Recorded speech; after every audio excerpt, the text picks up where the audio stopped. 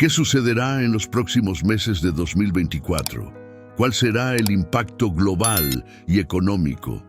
¿Qué tan cerca estamos de la paz y la anarquía? Me gustaría ofrecer una perspectiva bíblica sobre algunos de los eventos actuales. Para el cristiano viviendo en América, los eventos recientes pueden haber causado temor y ansiedad. No temas, Dios aún está en control, independientemente de lo que ocurra. Déjame comenzar diciéndote que no te sirve de nada enfocarte en las muchas teorías sobre quién está trabajando en las sombras o qué organización secreta intenta gobernar el mundo. Esto no te dará paz mental. Creo que cada cristiano en América y en el mundo puede sentir que hay una batalla espiritual en curso. Esto es algo que puedes discernir en oración cuando miras el mundo a través de la Biblia. Pero mientras escuchas, quiero dirigir tu enfoque a lo que dice la palabra de Dios. Ya nos dice que en los últimos días vendrán tiempos peligrosos. La palabra peligrosos significa lleno de peligro y riesgo. Parece haber disturbios en todo el mundo y con un año electoral en los Estados Unidos, personas de todo el mundo están atentos esperando ver qué sucederá en noviembre. Independientemente de lo que ocurra, del estado en que vivas o de tus creencias, muchas personas no pueden evitar preguntarse sobre el resultado y lo que seguirá. ¿Cuál será el impacto global? El mundo parece ser un lugar peligroso en este momento y, comprensiblemente, muchas personas se preguntarán qué otras guerras podrían estar en el horizonte. También se preguntan qué sucederá económicamente, con preocupaciones sobre la inflación. ¿Empeorará? ¿Habrá un colapso económico? ¿Hay alguna estabilidad financiera en la que se pueda confiar? Esto es lo que necesitas hacer. No te concentres en teorías de conspiración. Ignóralas. Habrá personas sensacionalizando cada evento y exagerando cada detalle de lo que sucede. Pero, ante todo, independientemente de lo que esté sucediendo o de lo que pueda suceder, los creyentes en Cristo son mandados a no temer. Por si no lo sabías, el diablo es muy influyente en esta tierra. Ya sea que lo veas o no, lo creas o no, el diablo puede influir en las ideas, opiniones y estándares en este mundo. Por eso la Biblia dice en 2 Corintios 4:4, en los cuales el Dios de este siglo cegó el entendimiento de los incrédulos, para que no les resplandezca la luz del Evangelio de la gloria de Cristo, el cual es la imagen de Dios. Piensa en eso por un momento. El Dios de este siglo, Satanás, ha impedido que los incrédulos vean la luz del Evangelio.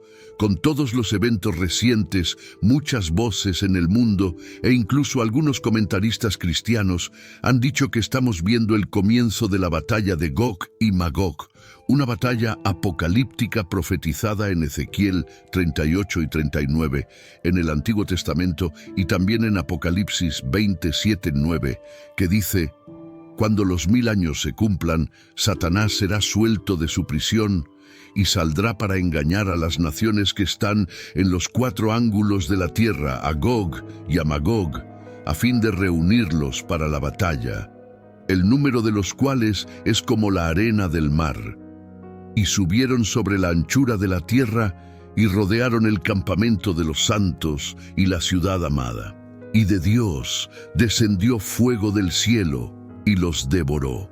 El tema de Gog y Magog es muy debatido y divisivo en algunos círculos, con muchos estudiosos bíblicos ofreciendo diferentes interpretaciones sobre los tiempos y detalles de quién, qué, dónde y cómo. Otras voces emergen diciendo que, debido a lo que estamos viendo hoy, no estamos en la 11ª hora, sino que estamos justo en la puerta, y los eventos descritos en 1 Tesalonicenses 4, 16, 17 están por suceder. Como dice la Biblia, porque el Señor mismo descenderá del cielo con voz de mando, con voz de arcángel y con trompeta de Dios.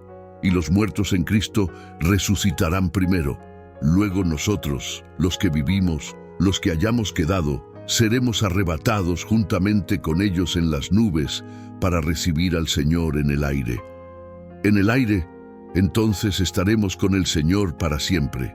Además, hay otro grupo de personas que dicen que estamos entrando en el período de la tribulación, donde la persecución a los cristianos aumentará, el anticristo será revelado y la ira de Dios se derramará sobre la tierra. Todos estos escenarios son difíciles de procesar para muchos creyentes. ¿Realmente estamos a punto de entrar en una batalla de magnitud apocalíptica? Estamos a momentos de ser arrebatados como Jesús habló en Mateo 24, 40 y 41, donde la Biblia dice: entonces estarán dos en el campo, uno será tomado y el otro dejado.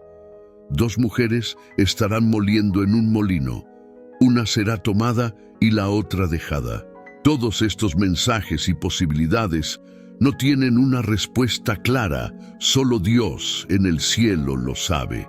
Entonces, ¿qué debemos hacer? La vida continúa como siempre. Dejamos de trabajar y comenzamos a ayunar y orar cada día, esperando el regreso de Dios. ¿Qué debemos hacer? En los últimos días hemos recibido cientos de correos electrónicos con preguntas como: estoy viendo todo lo que está pasando en el mundo, ¿cómo puedo superar mi miedo sobre los tiempos en que vivimos? Otra pregunta es: ¿deberían los cristianos estar preocupados por los tiempos finales?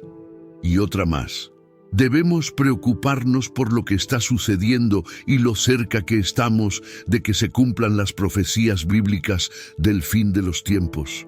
Estas son solo algunas preguntas que hemos recibido, pero imagino que hay muchos cristianos en el mundo que están preocupados, inquietos, ansiosos o incluso tensos respecto a esta época. Antes de comenzar, quiero llevarte atrás en el tiempo, hasta cuando Jesucristo caminó por la tierra. Un día, Él se sentó en el Monte de los Olivos, y sus 12 discípulos se le acercaron en privado con una pregunta que les inquietaba. Le preguntaron: dinos, ¿cuándo sucederá todo esto? ¿Qué señal habrá de tu venida y del fin del mundo? En Mateo 24, 4, 8, Jesús respondió a sus discípulos con palabras que nos ayudarán hoy.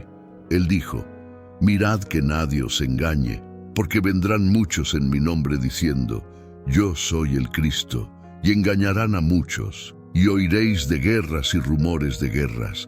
Mirad que no os turbéis, porque es necesario que todo esto acontezca, pero aún no es el fin, porque se levantará nación contra nación y reino contra reino, y habrá pestes, hambres y terremotos en diferentes lugares, y todo esto será principio de dolores.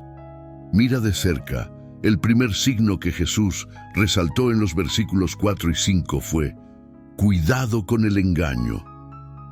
Vendrán muchos mentirosos, muchos estafadores, muchos serán lobos vestidos de ovejas. El segundo signo de su venida, Jesús dijo: oiréis de guerras y rumores de guerras. ¿No es eso lo que estamos viendo hoy? Pero tan pronto como habló de los conflictos que oiréis, dijo: mirad que no os turbéis. Antes de llegar al tercer signo de su venida, Jesús ya les había dicho a sus discípulos: no os turbéis, no os preocupéis cuando escuchéis de disturbios en todo el mundo. Ahora tómate un momento y piensa: ¿esto no se aplica a ti? En esta época hay mucha claridad cuando miras la profecía bíblica y los eventos actuales, ya que estamos viviendo en los últimos días. Es obvio ver que hay disturbios y disputas entre naciones. Solo necesitas ver los eventos actuales y podrás ver que hay una escalada en el número de conflictos y guerras, e incluso rumores de guerra en todo el mundo. Pero con tanto hablar de guerra en los medios, con imágenes perturbadoras circulando en línea, con comentaristas políticos hablando sobre la amenaza de una posible guerra mundial, ¿qué debemos pensar de todo esto como cristianos? ¿Cómo se supone que debemos vivir con paz en nuestros corazones a pesar de toda esta conmoción en el mundo? Déjame darte este ejemplo. El fuego es un elemento natural útil. El fuego es necesario para calentar una habitación o una casa. El fuego puede redefinir y purificar cosas como el metal y el oro, pero igualmente el fuego puede ser destructivo y devastador. El mismo fuego que puede calentar una casa es el mismo fuego que puede destruir una casa. El mismo fuego que puede refinar el oro es el mismo fuego que puede ser una amenaza para la vida. El punto que quiero hacer es que hay caos a nuestro alrededor, hay miedo por todas partes, hay incertidumbre, pero el caos en el mundo debería llevarte a buscar paz en Jesucristo. En lugar de preocuparte por la destrucción que ocurre en el mundo, enfócate en la palabra de Dios y en sus promesas. ¿Estamos viviendo en los últimos días? Sí. ¿Hay una creciente sensación de inestabilidad? ¿Estamos viendo hambrunas, pestilencias y terremotos en varios lugares como se menciona en Mateo 24:7? Sí, los estamos viendo. Pero, ¿deberíamos preocuparnos? No. Y aquí está el porqué. Primero, por la palabra de Dios. Segundo, por el historial de Dios. Tercero, por el precioso regalo del Espíritu Santo. En estos tiempos inciertos, no deberías preocuparte porque la palabra de Dios ya nos ha dicho el futuro. Sabemos lo que vendrá, sabemos cómo termina todo. No tenemos que preocuparnos porque la palabra de Dios nos dice en Lucas 21:28. Cuando estas cosas comiencen a suceder, erguidos y levantad vuestra cabeza, porque vuestra redención está cerca. No tenemos que preocuparnos, porque Mateo 6:25-26 dice: por eso les digo, no se preocupen por su vida, qué comerán o beberán, ni por su cuerpo, qué vestirán. ¿No es la vida más que el alimento y el cuerpo más que la ropa? Miren las aves del cielo. No siembran ni cosechan ni almacenan en graneros. Sin embargo, el Padre Celestial las alimenta. ¿No valen ustedes mucho más que ellas? Lo que debería darte paz como hijo de Dios es que el historial de Dios es perfecto. Siempre ha defendido a sus hijos, siempre ha sido fiel, siempre ha rescatado a aquellos que confiaron en Él. En el libro de Génesis, cuando el mundo estaba lleno de maldad, Dios protegió a Noé y su familia. Cuando Sodoma y Gomorra fueron destruidas, Dios protegió a Lot y su familia. En Éxodo, cuando el ángel de la muerte pasó por Egipto, Dios protegió a todos los que confiaron en Él y pusieron sangre en el marco de sus puertas. Cuando los 3 jóvenes hebreos fueron arrojados al horno de fuego, Dios estuvo allí con ellos. Mi punto es que el Dios a quien servimos, Jehová, tiene un historial extenso de cuidarnos, protegernos y preservarnos. Por lo tanto, no tenemos nada que temer. Y finalmente, nunca olvides al maravilloso Espíritu Santo. El Espíritu Santo nos da valentía en medio del caos, nos da fuerza ante el pecado. La Biblia en Romanos 8:26 dice: de igual manera el Espíritu nos ayuda en nuestra debilidad.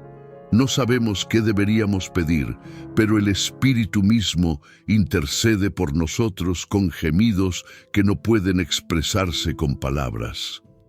Este versículo reconoce el papel del Espíritu Santo como nuestro ayudador, especialmente cuando enfrentamos momentos de debilidad o incertidumbre. A veces, podemos luchar para articular nuestras oraciones o incluso discernir por qué orar.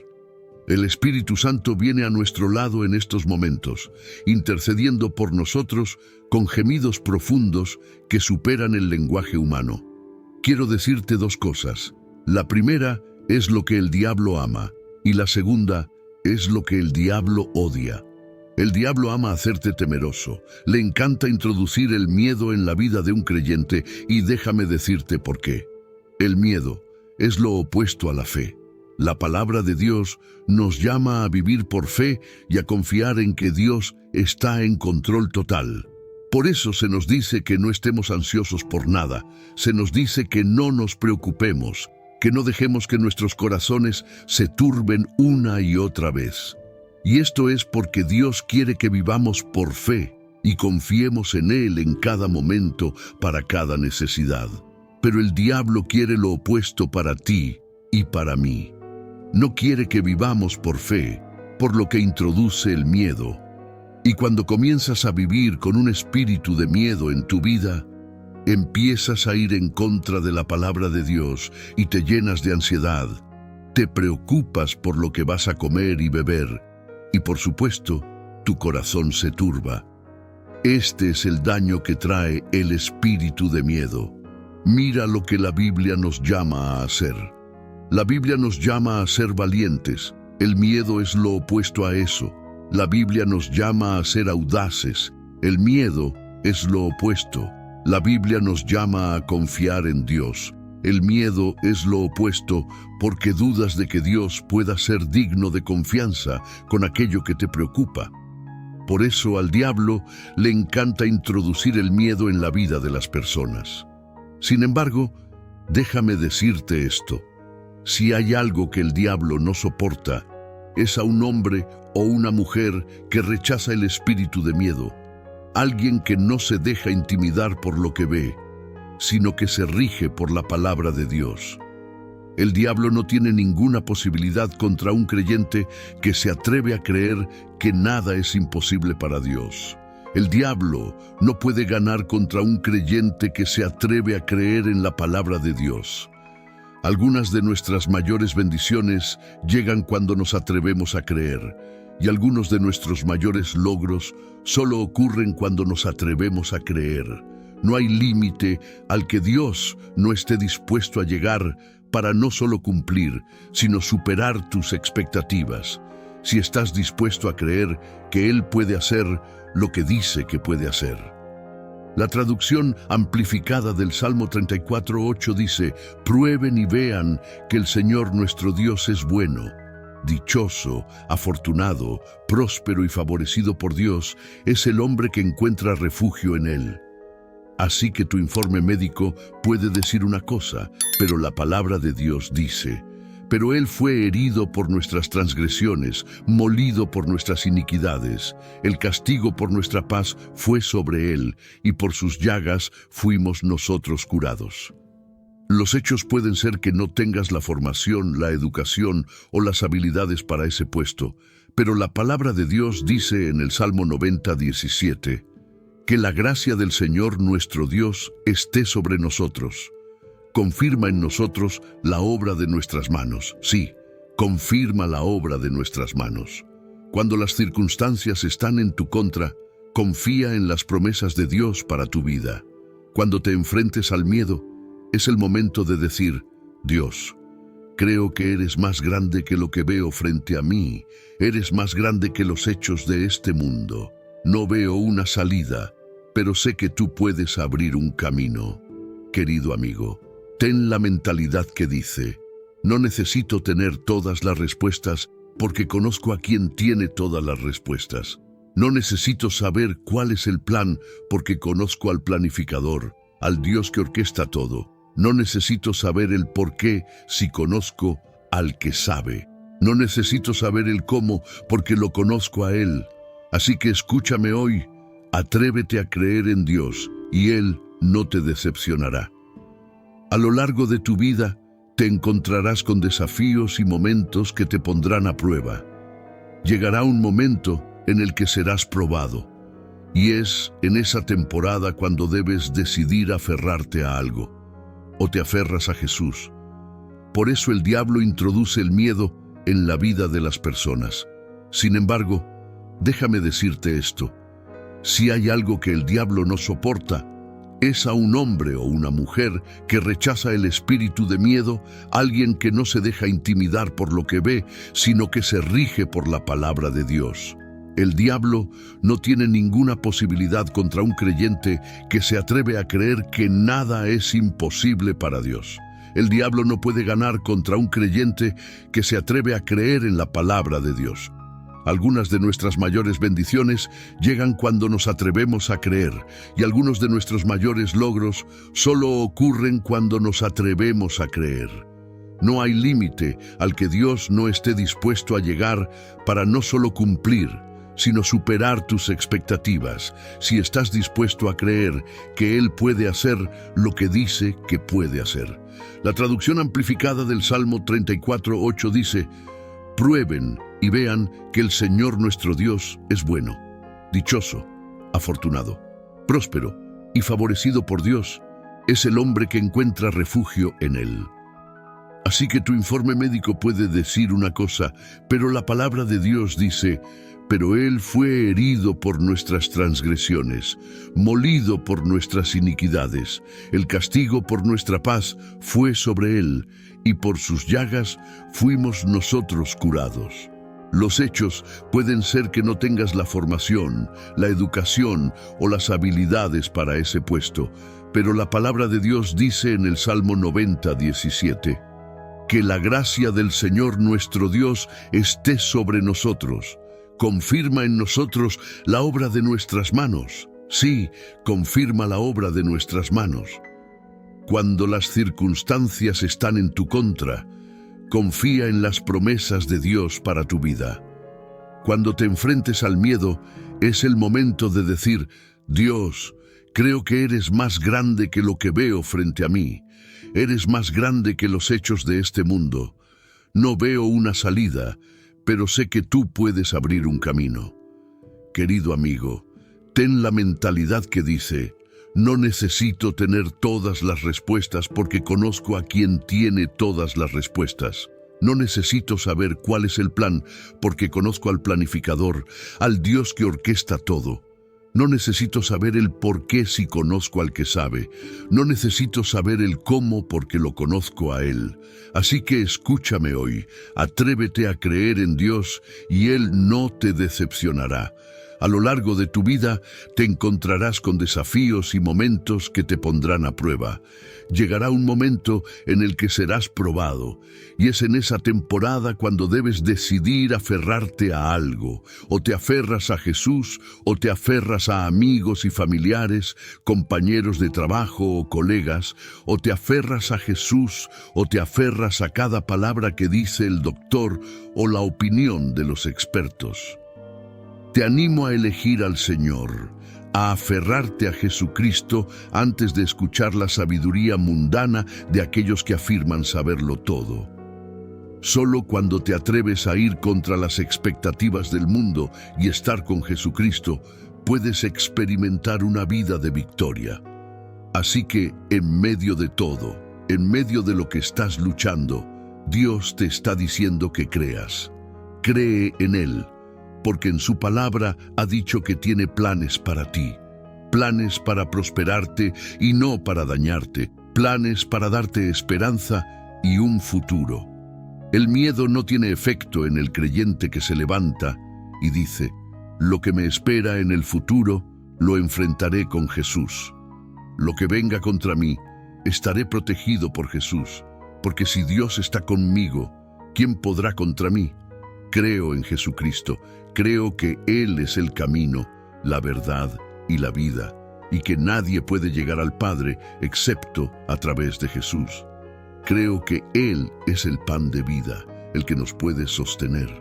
Creo que Jesucristo es el príncipe de paz, y en Él encontrarás una paz que supera todo entendimiento humano. Creo que Jesucristo es la luz del mundo y el buen pastor. Creo que fue sanador y hacedor de milagros cuando estuvo aquí en la tierra, y también creo que todavía puede hacer lo imposible incluso hoy. Creo que murió en una cruz por nuestros pecados, por mis pecados, y creo que resucitó al tercer día y ascendió a lo alto, y ahora está sentado a la derecha del Padre.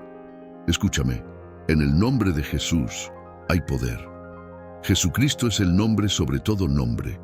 Es el autor y consumador de nuestra fe. Es el resucitado, el Todopoderoso. Cuando pronunciamos ese nombre, el poderoso nombre de Jesucristo, toda enfermedad debe ceder, toda dolencia debe irse, toda cadena debe romperse. Así que aquí está mi palabra para ti. Como creyentes, no debemos avergonzarnos del Evangelio de Jesucristo. Nunca debemos comprometer la palabra de Dios para encajar en este mundo. No debemos avergonzarnos del Evangelio, porque el diablo en el mundo está difundiendo agresivamente un mensaje de engaño. El diablo en este mundo está tratando agresivamente de alejar a las personas del Evangelio Salvador de Jesucristo. Es hora de que nosotros, como creyentes en Jesucristo, nos levantemos y declaremos al mundo que hay un Salvador, que hay alguien que puede liberarte si estás atado, que hay un Redentor y su nombre es Jesucristo. Santos, no debemos avergonzarnos del Evangelio, sino que como cristianos debemos levantarnos y luchar por el Evangelio. Debemos levantarnos como hijos e hijas del Altísimo. Isaías 41:13 dice, porque yo, el Señor tu Dios, soy quien te sostiene de tu mano derecha y te dice, no temas, yo te ayudo. Esta es una promesa para esos momentos en la vida cuando sientes que no puedes avanzar. Es una promesa de que Dios Todopoderoso te ayudará.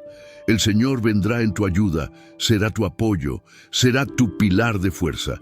Isaías 40:29 dice, Él da fuerza al cansado y multiplica las fuerzas al que no tiene ningunas. Esta es una promesa para que nos aferremos a ella en tiempos de debilidad. Dios dará fuerza al cansado, te ayudará a mantenerte firme cuando los tiempos sean difíciles, te ayudará a avanzar cuando parezca que estás a punto de ser abrumado. Mateo 6:25 nos dice, por tanto os digo, no os afanéis por vuestra vida, qué habéis de comer o qué habéis de beber, ni por vuestro cuerpo, qué habéis de vestir. ¿No es la vida más que el alimento y el cuerpo más que el vestido? Jesús continúa diciendo en el versículo 33, mas buscad primeramente el reino de Dios y su justicia, y todas estas cosas os serán añadidas. Jesús nos está diciendo que dejemos la ilusión de que somos nosotros los que controlamos, porque mientras no estamos en control, Dios es soberano. Él siempre está en control. Mientras no sabemos el futuro, Dios ya está en el futuro. Mientras no podemos soltar el pasado, Dios ya está trabajando en tu presente y tu futuro. El diablo es el padre del miedo, pero Dios es el maestro del futuro. El diablo es el hechicero de la preocupación, pero Jesús es el príncipe de paz. El diablo es el arquitecto de la ansiedad, pero el Espíritu Santo es el portador de consuelo. El Señor nos dice en Isaías 41:10, no temas porque yo estoy contigo, no desmayes porque yo soy tu Dios que te esfuerzo. Siempre te ayudaré, siempre te sustentaré con la diestra de mi justicia.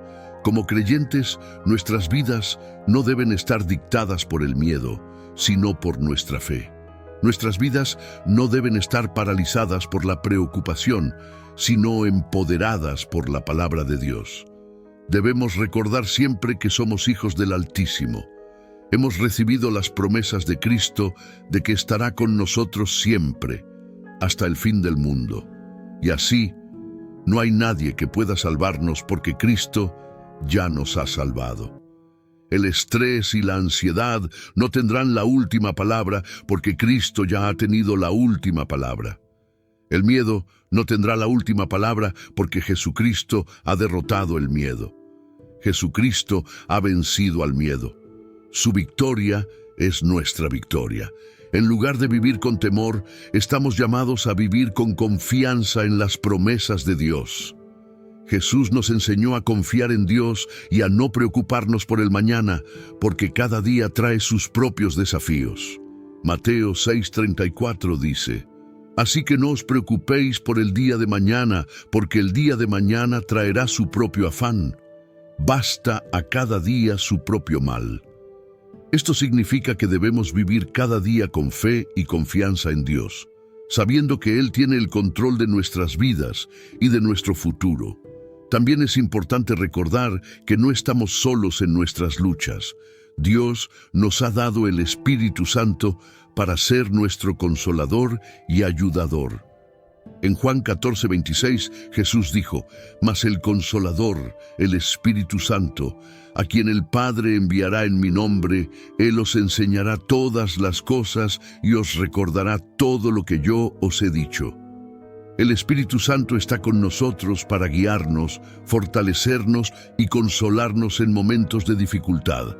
La fe en Jesucristo nos permite ver más allá de nuestras circunstancias actuales y confiar en que Dios está obrando en nuestras vidas, incluso cuando no podemos ver el camino. Romanos 8:28 nos asegura: «Y sabemos que a los que aman a Dios, todas las cosas les ayudan a bien, esto es, a los que conforme a su propósito son llamados».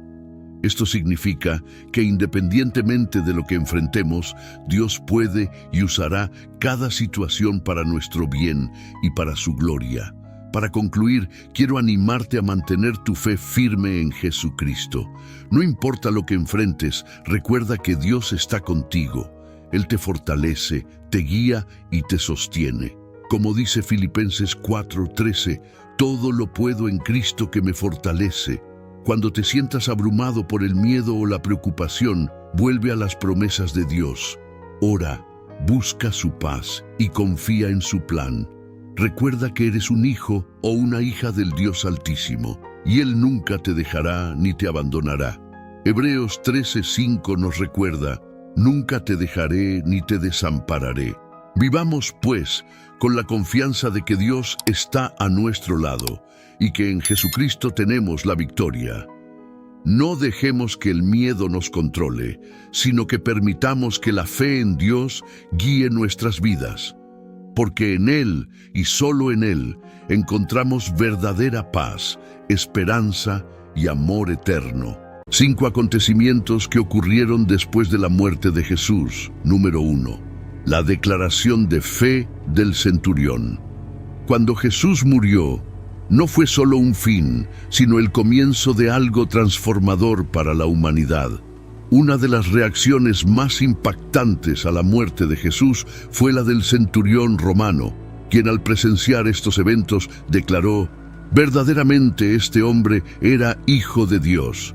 Mateo 27:54. ¿Quién era este centurión? En tiempos romanos, un centurión era un oficial militar, algo así como un capitán, a cargo de unos 100 soldados. Imagina a un soldado duro y experimentado, alguien que lo ha visto todo en lo que respecta a la vida y la muerte. Este centurión en particular estaba presente en la crucifixión de Jesús. La crucifixión, por cierto, era una forma brutal de ejecución romana, reservada para esclavos, criminales y rebeldes. Estaba diseñada para ser lenta, dolorosa y pública, una advertencia clara para cualquiera que desafiara la autoridad romana. La Biblia, especialmente en el Evangelio de Marcos, capítulo 15, nos da una imagen vívida de ese día. Jesús fue arrestado, juzgado y condenado a morir. Fue clavado en una cruz, un método común en esos días para ejecutar criminales. El lugar era Gólgota, que significa el lugar de la calavera. Marcos 15:22. Imagina la escena sombría: 3 cruces contra el cielo, soldados y una multitud de espectadores. Jesús estaba en el medio, con 2 criminales a cada lado. Mientras Jesús colgaba allí, el cielo se oscureció durante 3 horas, un fenómeno inquietante. Marcos 15:33. A mediodía vino la oscuridad sobre toda la tierra hasta las 3 de la tarde. Y aquí es donde entra en escena nuestro centurión. Estaba allí, probablemente asegurándose de que la ejecución se llevara a cabo según lo planeado. Probablemente había supervisado muchas crucifixiones similares. Era parte de su trabajo, pero esta era diferente. Cuando Jesús finalmente murió, clamó: «Eloí, Eloí, lama sabactani». Marcos 15:34. No fue solo un grito de agonía, fue una profunda expresión de sentirse abandonado en su hora más oscura. El centurión estaba observando todo esto, y cuando vio cómo murió Jesús, algo notable sucedió. Marcos 15:39 nos dice: Y el centurión que estaba frente a él, viendo que clamaba y expiraba de esa manera, dijo: verdaderamente este hombre era hijo de Dios. ¿Puedes imaginar lo que debe haber estado pasando por su mente? Un duro soldado romano acostumbrado a ver la muerte, vio algo que lo hizo cuestionar todo en lo que creía antes. Es como si en ese momento el centurión hubiera visto más allá de lo ordinario, reconoció algo divino, algo extraordinario en la muerte de Jesús. No es todos los días que un oficial romano declara a un hombre crucificado como el Hijo de Dios. Habla mucho sobre el impacto de los últimos momentos de Jesús en aquellos que estaban allí. La historia es significativa por algunas razones. Primero, es un poderoso testimonio de una fuente inesperada. El centurión no era seguidor de Jesús, era parte de la maquinaria que lo ejecutaba. Sin embargo, no pudo evitar reconocer la verdad frente a él. En segundo lugar, este momento refleja un punto de inflexión, una grieta en la percepción romana del poder y la autoridad. La declaración del centurión es como una luz que brilla en la oscuridad de ese día, un reconocimiento de la verdadera identidad de Jesús, a pesar de la aparente derrota de la crucifixión. Por último, es una historia de realización y revelación. El centurión, con su declaración simple pero profunda, se convierte en un símbolo del impacto universal de la vida y muerte de Jesús. Representa la idea de que cualquiera, independientemente de su origen o creencias, puede llegar a reconocer la verdad sobre quién es Jesús. Esta declaración de un soldado romano, probablemente pagano, es significativa. Simboliza el impacto universal de la muerte de Jesús que trasciende la comunidad judía hacia el mundo más amplio. Nos recuerda que el mensaje y la salvación de Jesús son para todos, independientemente de su origen o creencia. ¿No es reconfortante saber que el sacrificio de Jesús es inclusivo? Número 2. La oscuridad. ¿Qué sucedió? Imagina una escena. Jesús, el Hijo de Dios, acaba de ser crucificado, una muerte cruel y dolorosa reservada para criminales. Sus seguidores y seres queridos se mantuvieron a distancia, con el corazón cargado de dolor y confusión. El cielo, como si estuviera de luto con ellos, se oscureció. Fue un momento de tristeza, pero también el punto de inflexión en una historia que cambiaría el mundo para siempre. Esta oscuridad que cayó durante la crucifixión de Jesús es realmente provocativa, ¿verdad? En la Biblia, la oscuridad a menudo tiene un significado más profundo que simplemente la ausencia de luz. Cuando se trata de la muerte de Jesús, esta oscuridad podría verse como representativa de varias cosas significativas. En primer lugar, la oscuridad en la Biblia está frecuentemente asociada con el juicio y el desagrado de Dios. Piensa en cómo en el Antiguo Testamento la oscuridad fue una de las plagas enviadas a Egipto. Éxodo 10, 21-23. Es como una señal de que algo serio y único está sucediendo, algo que no es solo un evento regular. Entonces, cuando la oscuridad cayó mientras Jesús era crucificado, es como una señal de que este momento fue un acto significativo de juicio. Y era como la hora sexta, y hubo oscuridad sobre toda la tierra hasta la hora novena. Y el sol se oscureció. Lucas 23, 44-45. Otra forma de verlo es como la importancia del sacrificio de Jesús. Este no fue solo un momento cualquiera, fue un momento en el que el Hijo de Dios estaba cargando con el pecado del mundo. Eso es bastante fuerte de imaginar. La oscuridad puede verse como el reflejo del peso del pecado y el dolor de este momento. Además, esta oscuridad representa el dolor y el luto de la creación misma. Es como si el mundo natural estuviera respondiendo a la injusticia y tristeza de la muerte de Jesús. El Creador estaba siendo crucificado y la creación misma estaba reaccionando. La oscuridad y la convicción de la crucifixión de Jesús se trataba de juicio. la gravedad del pecado y el lamento de la creación. No es solo un telón de fondo dramático, es un mensaje único sobre lo que estaba sucediendo en ese momento. Enlazado al castigo de Dios sobre Faraón, el Antiguo Testamento está lleno de historias y predicciones. Los eventos del Antiguo Testamento, que son similares a los eventos del Nuevo Testamento, hacen que las historias sean interesantes. Un buen ejemplo es el uso de la oscuridad como señal, que aparece tanto en el Antiguo Testamento como durante el tiempo en que Jesús fue crucificado en el Nuevo Testamento. ¿Dónde en el Antiguo Testamento se menciona una oscuridad similar? Retrocede a uno de los episodios más dramáticos, las plagas de Egipto, específicamente la 9ª plaga, como se relata en Éxodo 10, 21, 29. Aquí, Dios le dice a Moisés que extienda su mano hacia el cielo, lo que provoca que una oscuridad muy densa cubra a Egipto durante 3 días, tan oscura que parece que se puede tocar. ¿Puedes imaginarlo? Una oscuridad que es casi tangible, no solo una falta de luz, sino una presencia en sí misma. Las personas no podían verse unas a otras, y durante 3 días nadie se movió de su lugar. Éxodo 10:23. La oscuridad sirvió como un juicio divino contra el faraón y Egipto, una demostración del poder de Dios y un signo de liberación para los israelitas. Avanzamos rápidamente al Nuevo Testamento, al momento de la crucifixión de Jesús. Mientras Jesús colgaba en la cruz desde la 6ª hasta la 9ª hora, la oscuridad cubrió toda la tierra. Esto no fue simplemente una oscuridad normal, era como si todo el mundo se oscureciera en medio del día. Este evento inusual ocurrió cuando Cristo murió.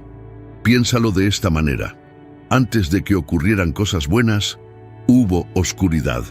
Como en Egipto, antes de que los israelitas fueran liberados de la esclavitud, estaba oscuro, y antes de que Jesús se sacrificara para salvar a las personas de sus pecados, había oscuridad en el Calvario. Es interesante cómo la oscuridad, que normalmente parece ser mala, puede significar algo esperanzador, y bueno, está a punto de suceder. También considera el momento. La historia de Egipto, estando en la oscuridad durante 3 días, es similar a la historia de Jesús, estando en una tumba durante 3 días. Es como si la primera historia fuera una pista o un signo de una historia más grande que sucedería más tarde con Jesús. En ambas narrativas, la oscuridad no es el final. En Egipto, se levantó dando paso al éxodo. En el Calvario, dio paso a la resurrección. Es casi como si la Biblia nos estuviera diciendo que en nuestros momentos más oscuros, la esperanza está a la vuelta de la esquina. Entonces, ¿qué podemos sacar de esto? Tal vez sea un recordatorio de que los planes de Dios a menudo están ocultos en las sombras, esperando emerger a la luz. O tal vez sea la garantía de que incluso en nuestros momentos más oscuros hay un propósito y una promesa de liberación y nueva vida. ¿Qué piensas? ¿Podrían los momentos difíciles que has enfrentado en la vida conducir a grandes cambios positivos? La conexión con la fiesta de la Pascua. La oscuridad en la crucifixión de Jesús está profundamente entrelazada con la fiesta de la Pascua. Ahora, ¿por qué está vinculado esto con la Pascua? Para entender esto, necesitamos retroceder en la historia de los israelitas. La Pascua es una festividad muy importante en la religión judía, que celebra el tiempo en que los israelitas fueron liberados de ser esclavos en Egipto.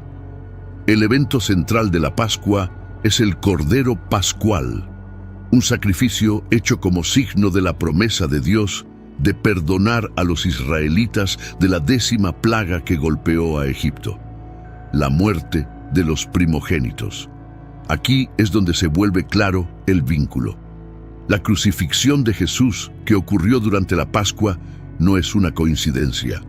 En la Biblia, Jesús a menudo es llamado el Cordero de Dios, Juan el Bautista presentó a Jesús con estas palabras: «He aquí el Cordero de Dios, que quita el pecado del mundo».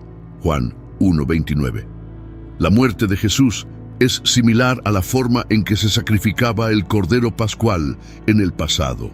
Así como la sangre del Cordero Pascual salvó a los israelitas, el derramamiento de la sangre de Cristo es visto como la liberación de la humanidad del pecado.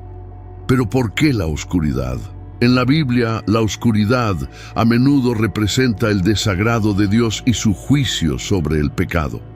La oscuridad que acompañó la crucifixión de Jesús y su conexión con la Pascua nos recuerdan la seriedad y la profundidad del sacrificio de Jesús, así como la liberación y la promesa de una nueva vida que ofrece a todos los que creen en Él.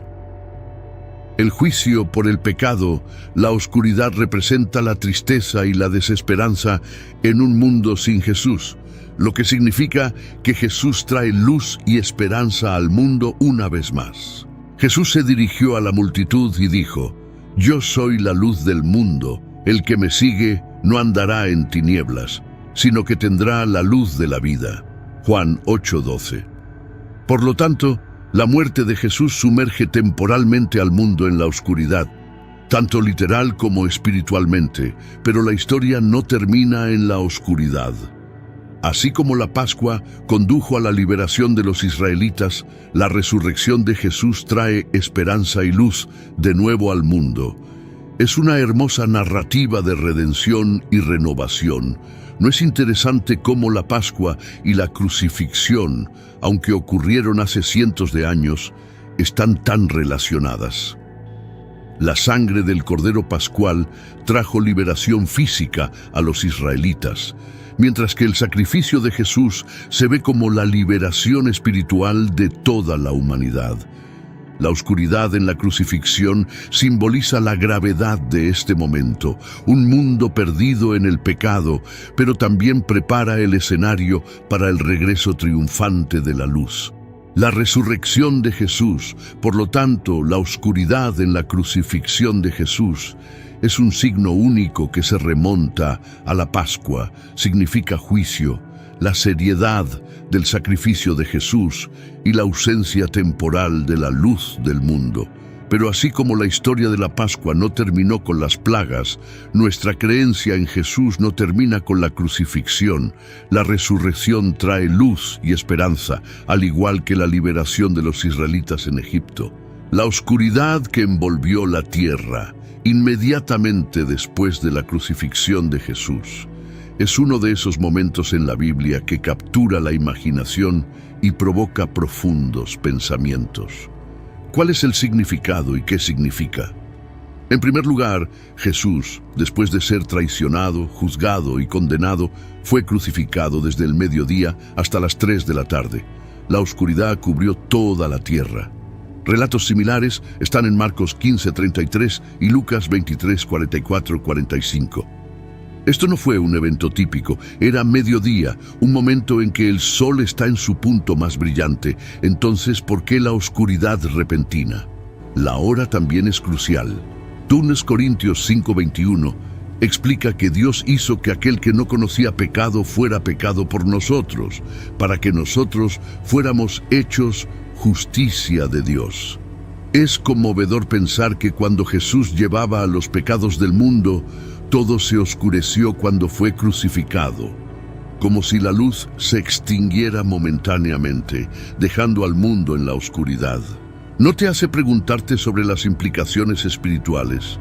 ¿Fue esta una manifestación física de la oscuridad espiritual que trae el pecado?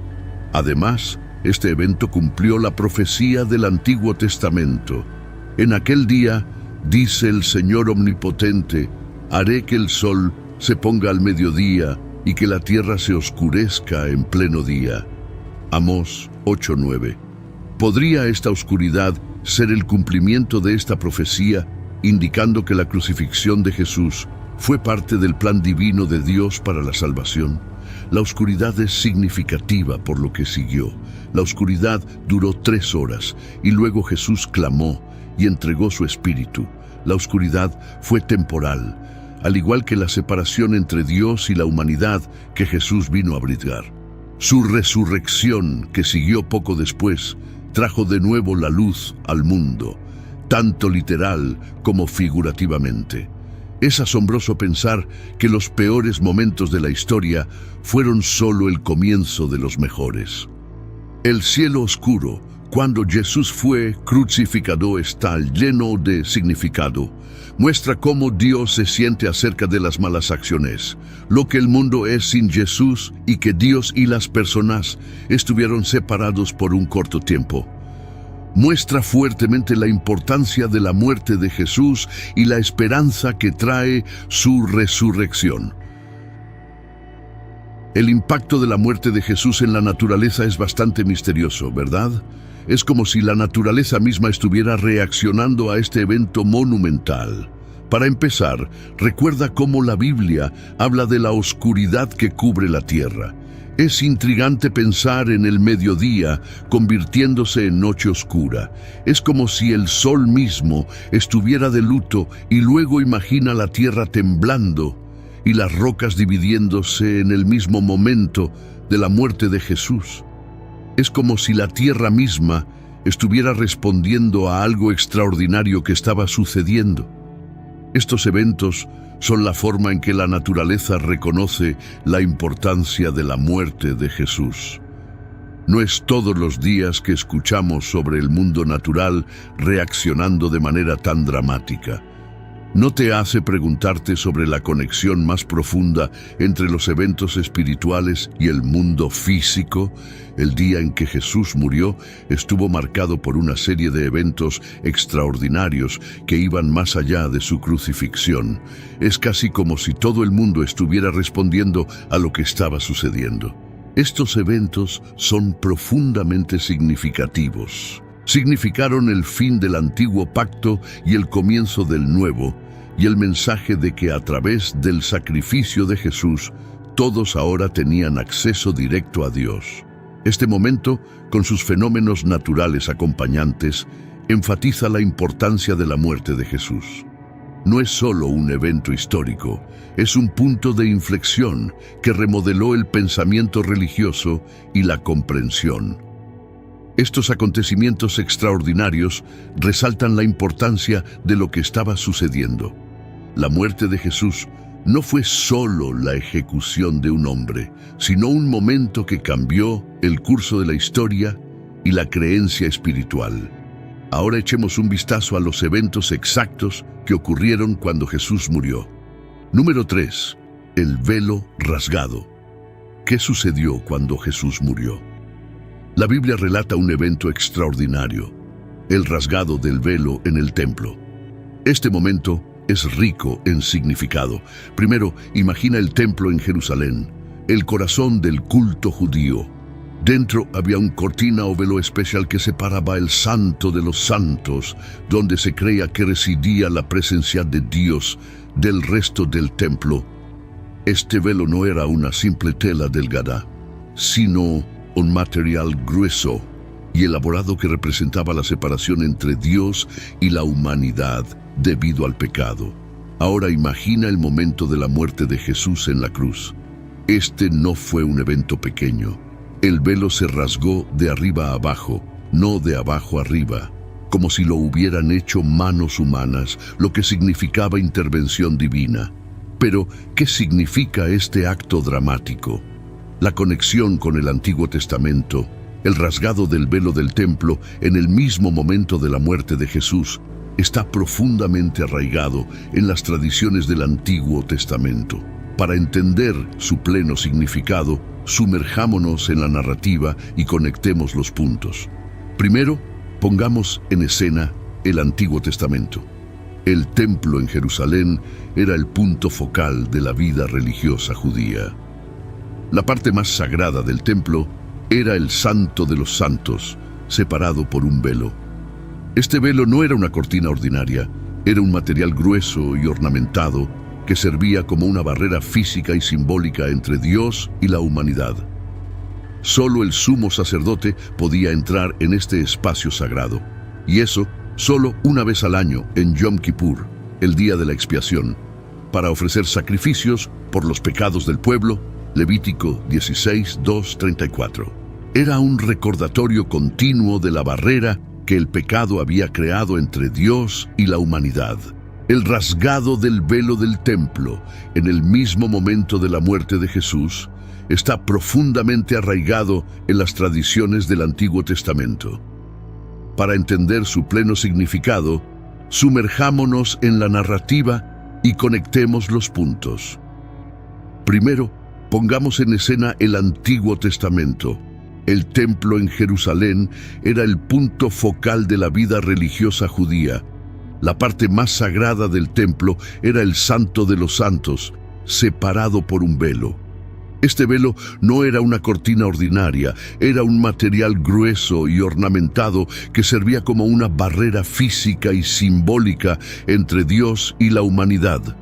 Solo el sumo sacerdote podía entrar en este espacio sagrado, y eso solo una vez al año, en Yom Kippur, el día de la expiación, para ofrecer sacrificios por los pecados del pueblo. Levítico 16, 2, 34. Era un recordatorio continuo de la barrera que el pecado había creado entre Dios y la humanidad. ¿Pero por qué ocurrió este cambio con la muerte de Jesús? La muerte de Jesús derribó esta barrera del pecado. Su sacrificio, a diferencia de los sacrificios repetitivos de animales, fue suficiente de una vez por todas para compensar las faltas de todas las personas. Este acto de rasgar el velo fue como si Dios dijera que ahora el camino hacia mí está abierto. Además, el rasgado del velo representa la accesibilidad de Dios para todas las personas. Antes, solo el sumo sacerdote tenía acceso, una vez al año, a la presencia de Dios. Pero ahora, a través de Jesús, todos tienen acceso directo a Dios. ¿No es notable pensar que ahora podemos acercarnos a Dios directamente debido a lo que hizo Jesús? ¿Qué significa el velo rasgado? ¿Por qué tembló la tierra y por qué se rasgó el velo del templo en dos? Para entender esto, necesitamos observar el contexto de este acontecimiento. El velo del templo, una cortina masiva, separaba el Santo de los Santos, la parte más sagrada del templo, donde se creía que residía Dios mismo, del resto del templo. Solo el sumo sacerdote podía entrar en este espacio, y solo una vez al año, para ofrecer sacrificios por los pecados del pueblo. En el Evangelio de Mateo 27, 50-51 encontramos una descripción exacta de estos eventos. Y Jesús clamó otra vez a gran voz y entregó el Espíritu. Y he aquí, el velo del templo se rasgó en dos, de arriba abajo, y la tierra tembló, y las rocas se partieron. Ahora piensa en lo que significa la muerte de Jesús. Según la Biblia, Jesús fue el sacrificio perfecto que expió los pecados de la humanidad. El libro de Hebreos establece esta conexión explícitamente. El rasgado del velo del templo, como la muerte de Jesús, derribó esa barrera del pecado.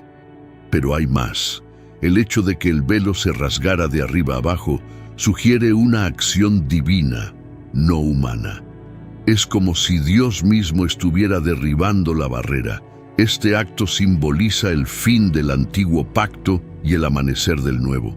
Ya no serían necesarios los rituales y sacrificios del Antiguo Testamento. El sacrificio de Jesús lo cambió todo. El rasgado del velo también significa una nueva era de gracia. En el Antiguo Testamento, la ley era central. La adherencia a la ley era la forma de mantener una relación con Dios. Pero ahora, con el velo rasgado, se trata de la gracia a través de la fe en Jesús. Porque por gracia habéis sido salvados por medio de la fe, y esto no de vosotros, pues es don de Dios, no por obras, para que nadie se gloríe. Efesios 2, 8, 9. En términos simples, el rasgado del velo es como si Dios abriera una puerta que había estado cerrada desde la caída de Adán y Eva. Dios elimina la barrera, invitándonos a una relación personal e íntima con Él. ¿Qué significa esto para nosotros hoy? El sacrificio de Jesús creó un camino directo para que las personas se conecten con Dios directamente, sin necesidad de que alguien más les ayude a hacerlo. Así que, hermanos, teniendo libertad para entrar en el lugar santísimo por la sangre de Jesucristo, por el camino nuevo y vivo que Él nos abrió a través del velo, esto es, de su carne. Hebreos 10, 19, 20. Significa que la barrera del pecado que nos separa de Dios ha sido eliminada. A través de Jesús podemos tener una relación personal con Dios. Ya no necesitamos un mediador humano como un sumo sacerdote, pues porque hay un solo Dios y un solo mediador entre Dios y los hombres, Jesucristo hombre. 1 Timoteo 2, 5. El rasgado del velo fue como si Dios abriera una puerta previamente cerrada y nos invitara. Es una imagen poderosa de invitación, reconciliación y nuevos comienzos. Las viejas formas de separación y acceso limitado han desaparecido, reemplazadas por una invitación abierta a una relación personal y directa con Dios. Esto nos invita a reflexionar. ¿Vivimos en la libertad y el acceso que el sacrificio de Jesús proporcionó? ¿O vivimos como si el velo todavía estuviera ahí, separándonos de Dios? Es una pregunta que vale la pena considerar. Volvió a la vida, lo cual ocurrió 3 días después. ¿Quiénes eran estas personas? Eran personas que habían fallecido, algunas probablemente hace mucho tiempo, pero que de repente estaban vivas nuevamente. Es como una escena donde toda esperanza parece perdida y luego ocurre un giro milagroso. ¿Pero quiénes eran exactamente estas personas? No hay nombres ni historias de fondo de estas personas. Simplemente se les describe como personas santas.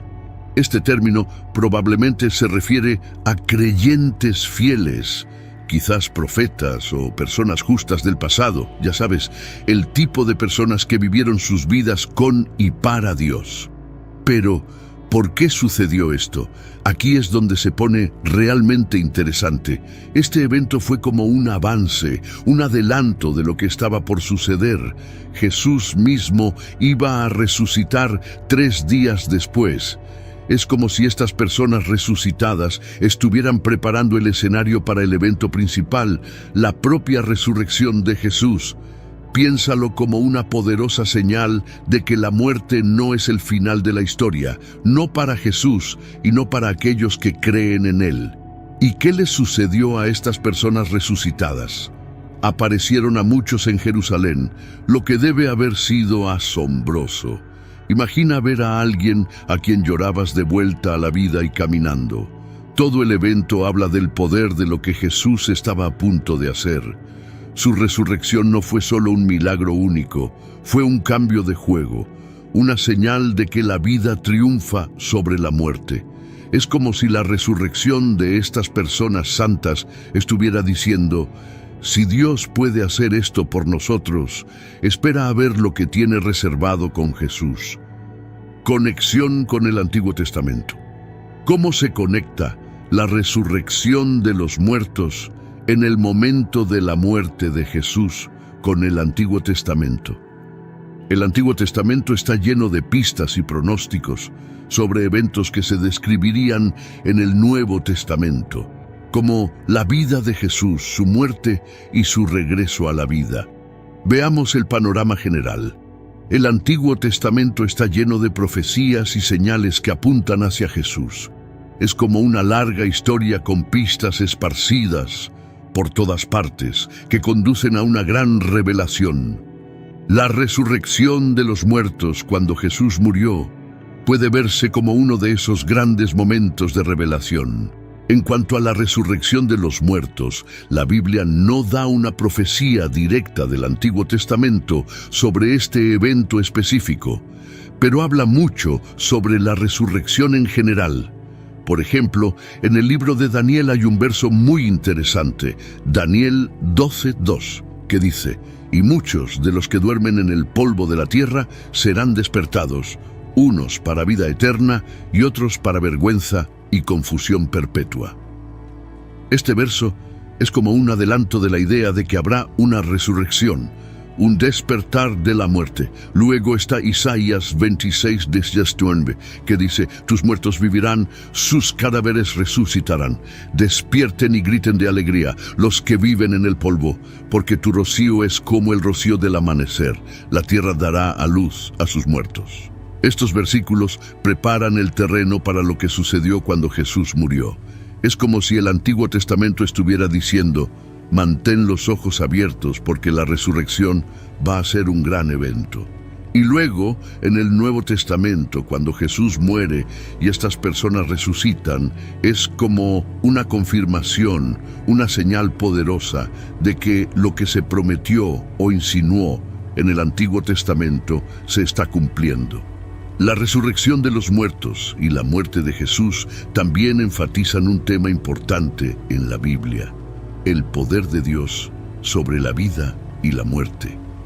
El Antiguo Testamento a menudo habla de Dios como el dador de la vida y el que tiene dominio sobre la muerte. Por ejemplo, en Deuteronomio 32:39, Dios dice: ved ahora que yo soy y no hay dioses conmigo. Yo hago morir y hago vivir. Yo hiero y yo sano, y no hay quien pueda librar de mi mano. Cuando estas personas resucitan de entre los muertos en el Nuevo Testamento, es como una demostración dramática de este poder. Jesús es el primer fruto de los muertos.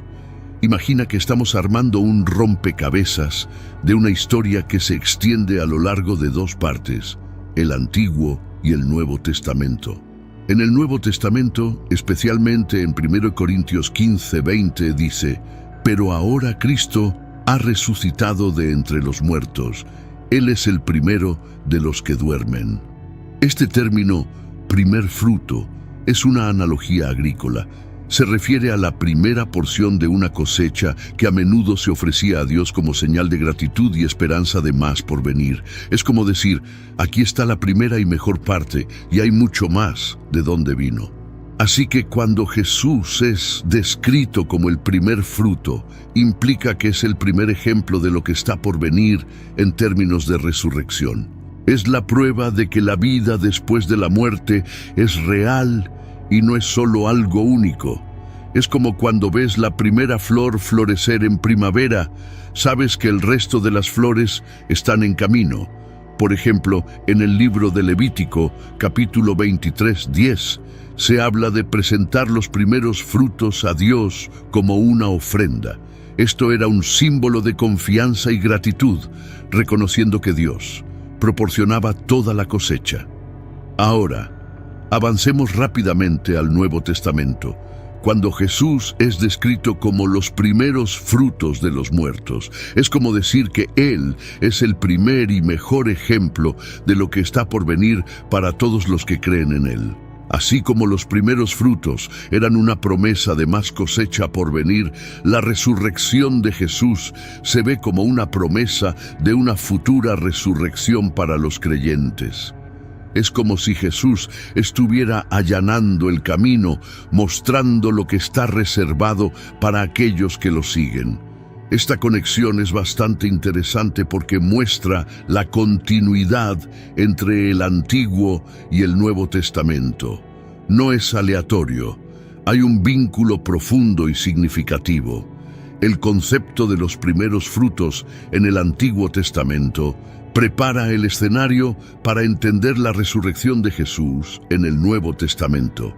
Es como un hilo que une toda la historia de la Biblia. Por lo tanto, cuando hablamos de Jesús como los primeros frutos de los muertos, estamos diciendo que Él es el primer ejemplo de esta increíble promesa de vida después de la muerte, una promesa que se insinuó y se construyó desde los tiempos del Antiguo Testamento. Es una forma de entender que lo que sucedió con Jesús no fue solo un evento único, sino parte de un plan mucho más grande y divino. El sepulcro vacío. ¿Alguna vez te has preguntado sobre la historia detrás del sepulcro vacío de Jesús? Es como un misterio de la vida real lleno de suspenso y sorpresas. Imagina esto: Jesús, el hombre que realizó milagros y habló de amor y perdón, acaba de ser crucificado. Sus seguidores están devastados, confundidos y asustados. ¿Qué hacen ahora? Todo comienza con un hombre llamado José de Arimatea. La Biblia lo describe como un hombre rico y miembro del Consejo Judío, pero interesantemente, también era un seguidor secreto de Jesús. Valiente, ¿verdad? Con el cuerpo de Jesús tomado, José va a Poncio Pilato, el gobernador romano, y pide el cuerpo de Jesús. Mateo 27, 57, 58. ¿Puedes imaginar qué tan valiente fue hacer eso? Básicamente estaba revelando que seguía a Jesús, lo cual era realmente arriesgado en ese entonces. Pilato está de acuerdo y José obtiene el cuerpo. Lo acompaña Nicodemo, otro seguidor secreto, que trae alrededor de 75 libras de especias para el entierro, lo que muestra un gran respeto por Jesús. Juan 19:39. Toman el cuerpo de Jesús y lo envuelven en un lienzo limpio con las especias, de acuerdo con las costumbres de entierro judías. Luego colocan su cuerpo en un nuevo sepulcro que José había tallado en la roca. Este era un sepulcro donde nunca antes se había puesto a nadie, cumpliendo la profecía en Isaías 53:9 sobre Jesús siendo enterrado con los ricos. Su sepulcro fue asignado con los impíos, pero él estaba con un hombre rico en su muerte, porque no había hecho violencia ni había engaño en su boca. Mientras ruedan una gran piedra frente a la entrada del sepulcro, puedes imaginar la tristeza y la finalidad que debieron haber sentido, pero pocos sabían que esto era solo el comienzo de algo extraordinario. El sellado del sepulcro. Al día siguiente, los principales sacerdotes y los fariseos, preocupados de que los seguidores de Jesús pudieran robar su cuerpo y afirmar que había resucitado de entre los muertos, como Jesús había predicho su resurrección, van a Pilato. Consiguen permiso para asegurar la tumba y poner guardias. Mateo 27, 62, 66. Así que sellan la tumba y colocan guardias allí. Es como si estuvieran tratando de asegurarse aún más de que la historia de Jesús termine aquí. Pero ¿realmente puedes poner un sello en un milagro? Mujeres visitando el sepulcro. Ahora es el primer día de la semana, justo después del amanecer. María Magdalena y la otra María van a ver la tumba. Imagina su sorpresa cuando encuentran a un ángel sentado sobre la piedra apartada con los guardias desmayados. El ángel les dice: «No temáis, porque yo sé que buscáis a Jesús, el que fue crucificado. No está aquí, pues ha resucitado, como dijo. Venid, ved el lugar donde fue puesto el Señor». Mateo 28, 5, 6. Las mujeres, llenas de miedo y gran alegría, corren a contarles a los discípulos de Jesús. Pero aquí hay otra sorpresa. Jesús se les aparece en el camino, las saluda y ellas lo adoran. Jesús les dice que no tengan miedo y que informen a sus discípulos que vayan a Galilea, donde Él los verá. Mateo 28, 9, 10. Imagina su asombro y emoción, soborno de los principales sacerdotes. Mientras tanto, algunos de los guardias van a la ciudad y cuentan a los principales sacerdotes todo lo que había sucedido. Los principales sacerdotes, en un poco de pánico, sobornan a los soldados para que digan que los discípulos de Jesús vinieron durante la noche y robaron su cuerpo mientras ellos dormían. Mateo 28, 11, 15. Están intentando ocultar la verdad, pero de alguna manera, la verdad siempre parece revelarse, ¿verdad? Lección. La historia del sepulcro vacío no es solo un relato de un cuerpo desaparecido. Es una historia sobre una promesa cumplida, sobre el poder de la fe y sobre un milagro que cambió el curso de la historia. El sepulcro vacío simboliza esperanza, renovación y el triunfo de la vida sobre la muerte. Es una historia que nos invita a preguntarnos: ¿en qué creemos? ¿Qué pensamos de este hombre Jesús, que afirmaba ser el Hijo de Dios y luego parecía probarlo de la manera más dramática posible? El sepulcro vacío de Jesús es más que un final, es un comienzo. Es el inicio de una nueva comprensión de la vida, la muerte y lo que hay más allá. Desafía nuestras nociones de lo que es posible y nos llama a mirar más allá de lo que podemos ver y tocar. ¿Qué opinas? ¿Es la historia del sepulcro vacío solo una leyenda antigua o es un momento en la historia? ¿Qué es el sepulcro vacío de Jesús? ¿Es una historia de engaño humano o es una revelación divina? El sepulcro vacío de Jesús es una historia que ha fascinado a las personas durante siglos y sigue siendo una fuente de asombro, debate y fe. Es una historia que nos invita a explorar las profundidades de nuestras propias creencias y considerar la posibilidad de un amor y un poder que trascienden la tumba. Conexión con el Antiguo Testamento. ¿Cómo está vinculado el sepulcro vacío de Jesús con el Antiguo Testamento? El Antiguo Testamento rebosa de temas y profecías que apuntan directamente a la vida, muerte y resurrección de Jesús. Así que exploremos algunas de estas conexiones. El sistema sacrificial. El Antiguo Testamento está lleno de sacrificios, especialmente para la expiación de los pecados. ¿Recuerdas al Cordero de la Pascua en Éxodo 12? Fue sacrificado para salvar a los israelitas en Egipto. Este concepto de un cordero sacrificado se ve como una prefiguración del sacrificio final de Jesús. Cuando Jesús es crucificado y luego resucita, dejando un sepulcro vacío, significa que Él es el último Cordero de la Pascua, trayendo salvación no solo a Israel, sino a toda la humanidad. Profecías sobre el Mesías. El Antiguo Testamento es como un tesoro de profecías mesiánicas. Por ejemplo, Isaías 53 es un capítulo rico en descripciones que apuntan a Jesús. Habla de un siervo sufriente que lleva los pecados de muchos, y este siervo se describe como siendo cortado de la tierra de los vivos. ¿Podría ser esto una pista temprana de la muerte y la posterior resurrección de Jesús? Jonás y el gran pez. Aquí hay una historia a la que Jesús mismo vinculó su muerte y resurrección. En Mateo 12:40 Jesús dice: porque así como Jonás estuvo 3 días y 3 noches en el vientre del gran pez, así el Hijo del Hombre estará 3 días y 3 noches en el corazón de la tierra. ¿No es fascinante cómo Jesús conecta la historia del Antiguo Testamento con su propia experiencia? El sacrificio de Isaac. Recuerda la historia de Abraham e Isaac en Génesis 22. A Abraham se le pide que sacrifique a su hijo Isaac, pero es detenido en el último momento por Dios, quien provee un carnero en su lugar.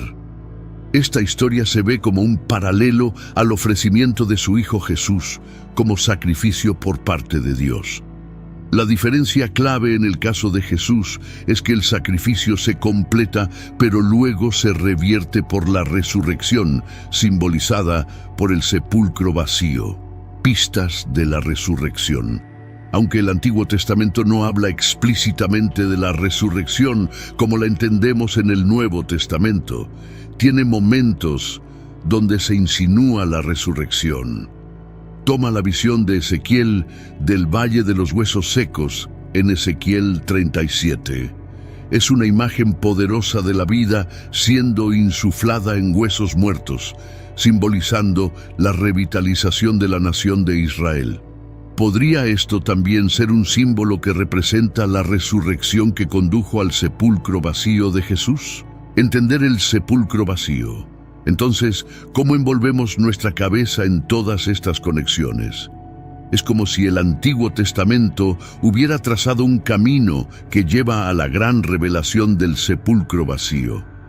El Antiguo Testamento establece temas de sacrificio, redención y resurrección, todos los cuales encuentran su cumplimiento en la historia del Nuevo Testamento de Jesús, especialmente en el descubrimiento de su sepulcro vacío. El sepulcro vacío no es solo un evento aislado.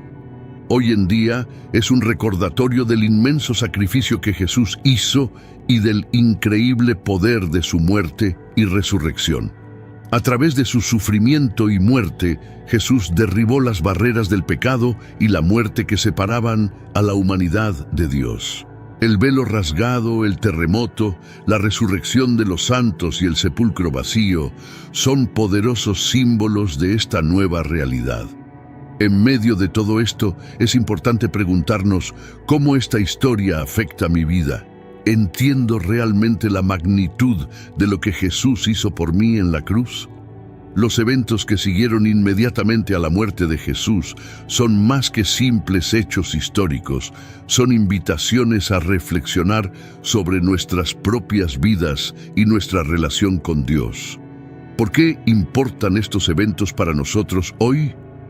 Cada uno de estos acontecimientos va más allá de meros hechos históricos, llevan verdades eternas y promesas. En primer lugar, el velo rasgado nos dice que podemos acercarnos a Dios directamente sin temor ni vacilación. En segundo lugar, los terremotos y las rocas partidas nos recuerdan que la muerte y resurrección de Jesús fueron eventos que cambiaron al mundo, llamándonos a sacudir nuestras viejas formas. En tercer lugar, los santos resucitados hablan de la esperanza que tenemos en la vida después de la muerte, un consuelo en tiempos de pérdida y una motivación para vivir con una perspectiva eterna. En cuarto lugar, la declaración del centurión nos invita a reconocer la identidad divina de Jesús y sus implicaciones para nuestras vidas. En quinto lugar, las mujeres como testigos nos desafían a reconocer el valor de cada individuo en el plan de Dios. La historia de lo que sucedió inmediatamente después de la muerte de Jesús está llena de intervención divina y profundo significado. Es una historia que nos invita a reflexionar sobre la profundidad del amor de Dios por nosotros, el poder del sacrificio de Jesús y el impacto transformador que tiene en nuestras vidas. Al reflexionar sobre esto, no podemos evitar sentirnos agradecidos por la increíble historia de redención que se desarrolló en ese fatídico día. En resumen, estos eventos forman la base de nuestra fe en Cristo y tienen implicaciones para nuestro viaje espiritual. Hablan de acceso, transformación, esperanza, inclusión y valor, temas tan relevantes hoy como lo fueron hace 2 milenios. Cada evento nos invita a reflexionar, responder y reorientar nuestras vidas a la luz de la increíble historia de la muerte y resurrección de Jesús. ¿No es asombroso cómo estos eventos antiguos continúan resonando e impactando nuestras vidas hoy? Oremos. Padre Celestial, en este momento nos reunimos en tu presencia con corazones abiertos y espíritus anhelando tu toque. Reflexionamos sobre los misterios y eventos milagrosos que siguieron a la muerte de tu Hijo Jesucristo y buscamos encontrar significado e inspiración en ellos para nuestras vidas hoy.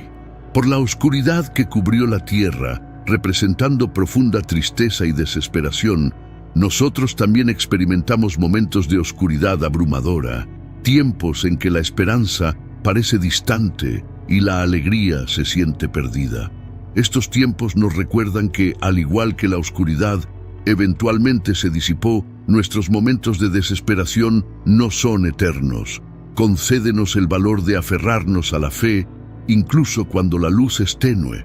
Al recordar el velo del templo rasgado en dos, nos maravillamos con este acto. La barrera entre lo sagrado y lo común, lo divino y lo mortal, desgarrada en nuestras vidas. Que esto sea un recordatorio de que no hay división demasiado grande, ninguna barrera demasiado fuerte que tú, amor, no pueda penetrar. Ayúdanos a derribar los muros en nuestros corazones de amargura, orgullo y miedo, para que podamos estar en tu santa presencia sin nada entre nosotros. Recordamos el terremoto, un testimonio del poder de tu fuerza en nuestras vidas. Sacude los cimientos de nuestra complacencia y despiértanos a tu propósito para nuestras vidas. Que este temblor no sea uno de destrucción, sino de transformación, rompiendo las cadenas de nuestras limitaciones, liberándonos para avanzar en tu gracia. En la milagrosa resurrección de los muertos encontramos un mensaje de esperanza que desafía la finalidad de la muerte en nuestras luchas diarias. Que este milagro nos recuerde que ninguna situación está más allá de tu poder redentor. En momentos de pérdida y tristeza, consuélanos con la certeza de que en ti hay vida más allá de la muerte, alegría más allá de la tristeza y paz más allá de la comprensión. Y finalmente, en la resurrección de Jesús, la piedra angular de nuestra fe, encontramos el símbolo supremo de la victoria sobre la muerte y el pecado. Ayúdanos a vivir en la realidad de esta victoria. Que el conocimiento de la resurrección de Cristo nos capacite para enfrentar nuestras batallas diarias con confianza y esperanza. Que este milagro nos inspire a superar nuestros desafíos, a vencer nuestras debilidades y a vivir vidas que reflejen tu amor y gracia. Señor, mientras navegamos por las complejidades de nuestras vidas, que estos eventos milagrosos sean una luz guía en momentos de duda. Fortalece nuestra fe en ti en tiempos de debilidad. Fortifica nuestros espíritus cuando estamos perdidos. Llévanos de vuelta a ti. Ayúdanos a ser instrumentos de tu paz en este mundo donde hay odio. Déjanos llevar amor. Donde hay herida, perdón. Donde hay duda, fe. Donde hay dolor, esperanza. Donde hay oscuridad, luz. Y donde hay tristeza, alegría. Que encarnemos las lecciones de estos milagros en nuestras acciones e interacciones. Seamos una fuente de consuelo para aquellos que están en la oscuridad, un puente para aquellos separados por la división, una presencia constante en tiempos de cambio, un faro de esperanza en tiempos de dificultad y un testimonio de tu poder resucitador en nuestras vidas cotidianas. Al cerrar esta oración, lo hacemos con corazones agradecidos, sabiendo que estás con nosotros siempre, en nuestras alegrías y en nuestras luchas. Que tu amor y tu luz nos guíen hoy y todos los días. En el nombre de Jesús oramos. Amén. Sin embargo, muchos se preguntan, ¿por qué Jesús oró a Dios si Él es Dios? Para ver ese video, haz clic aquí.